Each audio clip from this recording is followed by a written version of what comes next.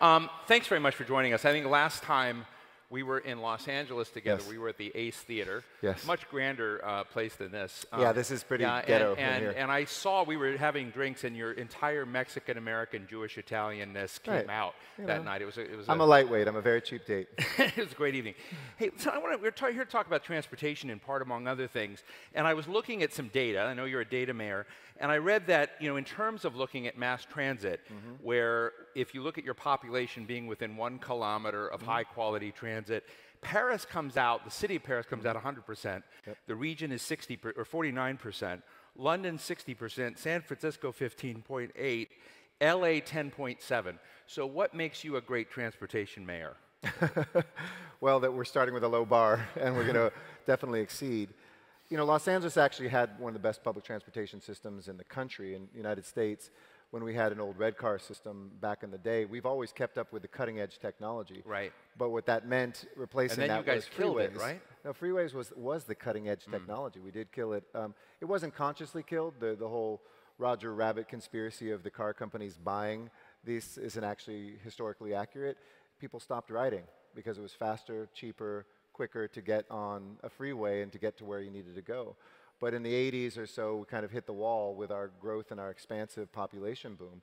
So now we're looking at the most ambitious transportation initiative in the United States history, 15 rapid transit lines. Voters voted 71% to tax themselves permanently, and a $120 billion package over the next 40 years. And you're not raising fares? No, fares will have to go up with inflation. I mean, that's a natural thing. But right now you're not raising fares. No. So they're paying for this. They believe in this. So kind of take us just quick form. Yep. What are you doing? What are these 15 lines going to do? I know you're doing bus lanes, bike lanes. So it's 15 rapid transit, mostly light rail, but also some bus BRT. We have the most successful BRT in the country right now, our Orange Line, the San Fernando Valley, the #1 light rail in the country. People don't think of Los Angeles as a transit city. They think it is the car capital, and we have been traditionally. Right. But we're the 3rd largest transportation system today. And that statistic is actually misleading. That's just for rail. Most people have a bus. They have public transportation close to them. But unlike a lot of cities, it's predominantly only lower-income folks. Overwhelmingly, about 90% of folks who use public transportation in Los Angeles are lower income, as opposed to a mix in a city like Paris. I've had the privilege of interviewing Anthony Fox, who is the former Secretary of Transportation in the United States. He was the mayor of Charlotte, North Carolina. And he makes a pretty strong case that the city infrastructure, transportation networks carry with them a lot of biases, racial biases, socioeconomic biases that privilege some and disadvantage others. Are there things in Los Angeles you've inherited that are just biased in the wrong direction that you're having to undo? Well, I think where the transit was put, and Anthony Fox tells a good story of being mayor of Charlotte, and in a poor neighborhood, they're like, we've never had rapid transit here, it's always bypassed us. And so he builds a rapid transit line through that area, and folks say, oh, you're trying to move us out of the neighborhood by bringing a train here. And he said there's always this tension between if you don't have it, communities can be upset, and when you do, they're very wary of the secondary effect. Is it going to displace people? Is it going to gentrify an area? In Los Angeles, we've had everything missing. We just don't have the pieces connect. So I'm building a line to our airport. We're one of the few airports in the world that doesn't have mass transit rail going into it. It will now. And this is Crenshaw? The Crenshaw LAX line. Along South Los Angeles, kind of traditional African-American Latino area of Los Angeles, it's a huge, economic development undertaking that happens to have transit running through it. And I think when mayors start thinking and cities start thinking about rapid transit not as transportation, but as community and economic development that has transportation kind of as the spine, then you really can picture how to do it the right way. In LA, for instance, we have a policy that 35% of all this land we assemble has to go to affordable housing. So we don't displace the very same people who have asked for this. The jobs are going to local folks.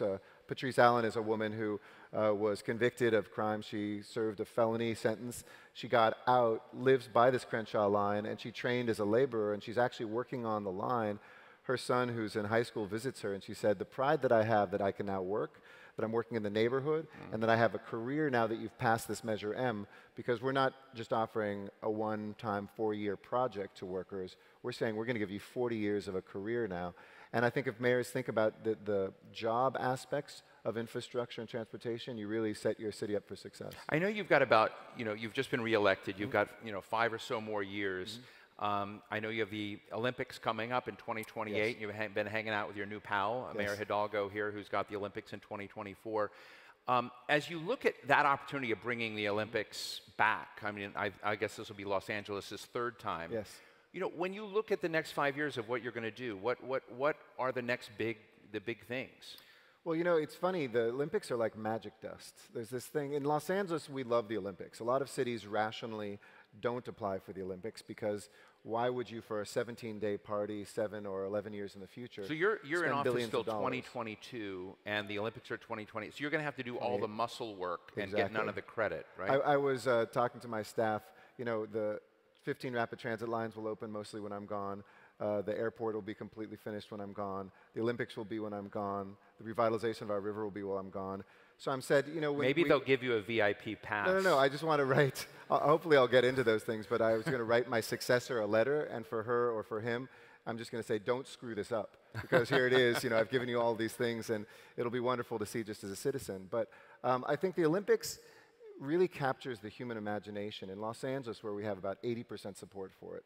And last time I checked, I think mothers only polled 75%, so it's a pretty high bar. People can reimagine their lives, their future, their transportation networks, an end to homelessness, a cultural program. It becomes more than just what's going to happen as sporting events. It basically has this very kind of existential question: who do you want to be? Los Angeles, Paris, Tokyo. And who do you want to show yourself to be to the world? And as such, I'll give you one quick example. We want volunteers in our city, like most mayors do, to help us with projects. And we had a couple thousand people who've been part of my mayor's volunteer corps. Once we started applying for the Olympics and say, click here as you did as a volunteer in 1984, right. We were talking about that. I staffed the Olympics in 1984. We have 16. That's why it succeeded. Exactly. You single-handedly got it. It was about 16,000 people applied. Right. Already to be volunteers. So it really gives you an opportunity to get everybody behind not just the city delivering things, but the people of the city delivering these dreams. But will we be able to get from Encino to the airport in less than 2 hours? Yes, you will be. In fact, Los Angeles, we're trying to be a test bed for everything from vertical takeoff and landing, autonomous vehicles, to building out these 15 transit lines. And by the time the Olympics open, it's 2028. We'll have 28 projects we're accelerating for 2028.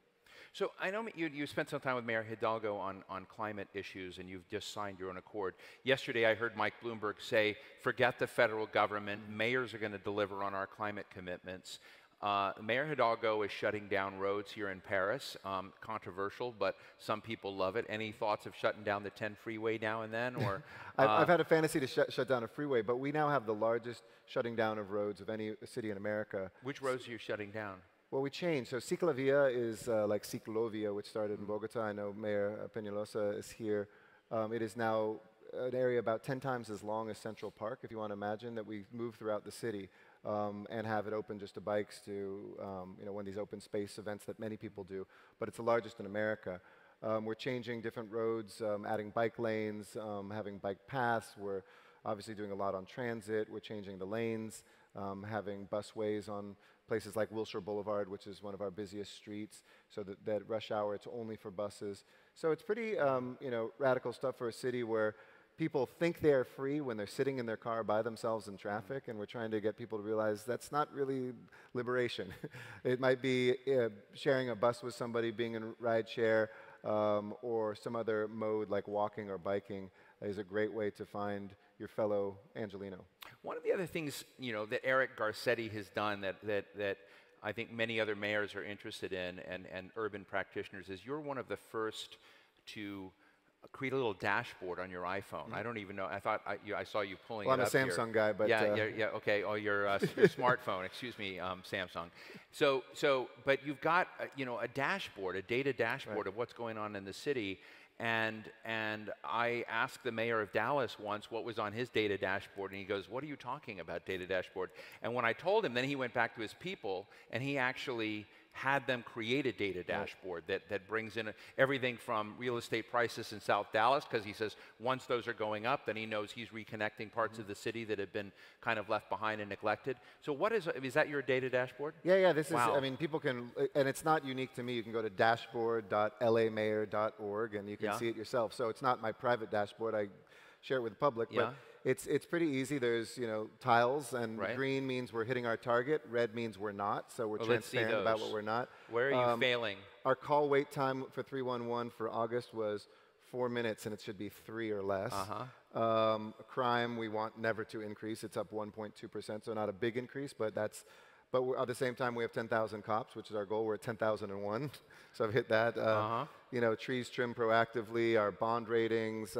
And then we actually have tiles into issues that I care a lot about, like, for instance, homelessness is a very important issue to me. And so when you look at a livable city, you can go in and see on sustainability how we're doing in the drought and our water consumption. It's just a management tool for me, and it's an accountability tool for the public. We're very proud we've been ranked the #1 digital city in America the last 3 years running, and #1 for open data. And when I launched it, and this is a good lesson for other leaders out there, I told all of my managers, you have to open up your data. And many people on my team said, they're going to find out things that are going to embarrass us. We shouldn't do this. And I said, that's the point. So lo and behold, 2 months in, Los Angeles Times has a headline that it takes longer in certain parts of Los Angeles to get your trash picked up if you leave a couch or something out there than other ones. And that person on my staff said, see, I told you, Mayor, you're going to be embarrassed. I said, well, exactly. That's what I want to be embarrassed about. And a month later, it was fixed. I didn't know about it. The department wasn't tracking it. And until we opened up that data, you can find a citizen, a journalist, a nonprofit who will help you be better. So don't protect that, even though it comes at some political risk to you. Do you find, you told me that this is open source so that other mayors can copy this. Do you find them doing that? Yeah, and if any mayor wants to do your own dashboard, just let us know. Email us, and you just take off Los Angeles and you put Lusaka or whatever. You change, number of police officers to whatever it is that's important to you.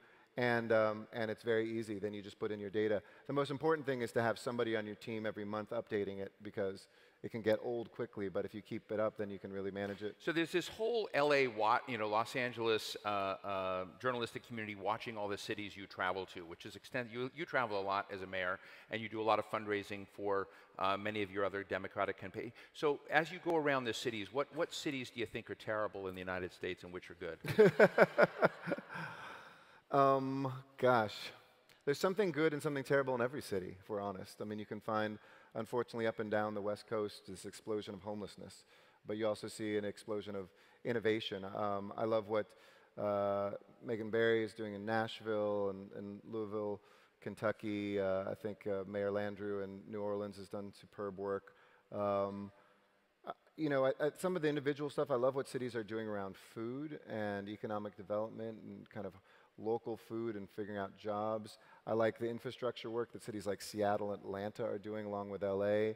The national government in America is talking about $1 trillion of infrastructure. Well, the same night that Donald Trump was elected, cities passed $230 billion in infrastructure initiatives. That's a quarter in a night of what the federal government is not able to do but wants to do in a decade. So I think mayors are leading on environment, they're leading on education. You can find great examples everywhere, and you can find torturous problems in every city. One of the opening sessions of CityLab, one of the fun evening things I did, I interviewed the night mayors of Amsterdam and London. I heard that was really tough because most people already had a drink or two by the time you asked them to come up to the stage. So they were totally cool, but would Los Angeles consider having a kind of Nachtburgermeister? We've been thinking about it, absolutely, and we're trying to change, it failed this session, but we're trying to change the law of 2 o'clock closing in California to allow it to go later. The police oppose it right now, but I think a lot of police officers I talk to, at 2 o'clock everything closes in a place like Hollywood, which I used to represent on the city council. And it's very difficult for police because everybody's drunk, everybody's fighting, everybody's coming out at 2.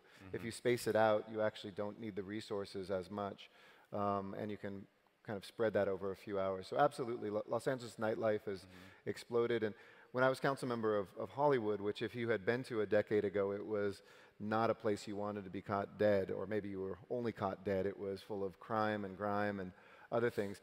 We didn't take the day development to bring it back. We actually developed the nightlife, right. and that brought back the day life. So we took spaces and allowed a lot of nightclubs or bars or restaurants to open up, and that actually spurred investment into the day stuff, and housing followed, not vice versa. So if you wanted to be a great transportation mayor, a great data mayor, and a great mayor on climate change, I know you've just signed a deal here in Paris Yes.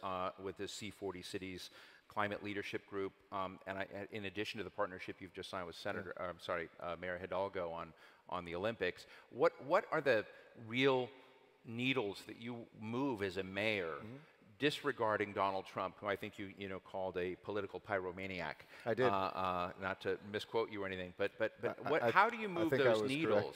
And when Mike Bloomberg was talking yesterday, he said, we don't even need to think about the federal level. Is that true for you? Can you basically move LA and the LA region forward on climate without federal partnership? During the Obama administration, during the Trump administration, it's always nice to have a partnership, but 90% of the work... So Obama wasn't important either?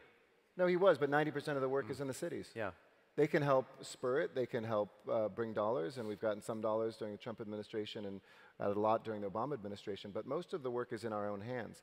I own in Los Angeles, the people of LA have the largest municipal utility in the United States.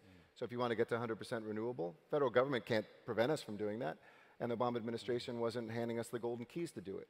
So you have to do it on your own. Our transportation network and the initiative I talked about, our building codes, getting to 100% renewable energy, the largest electric vehicle fleet, installing chargers everywhere, getting to 100%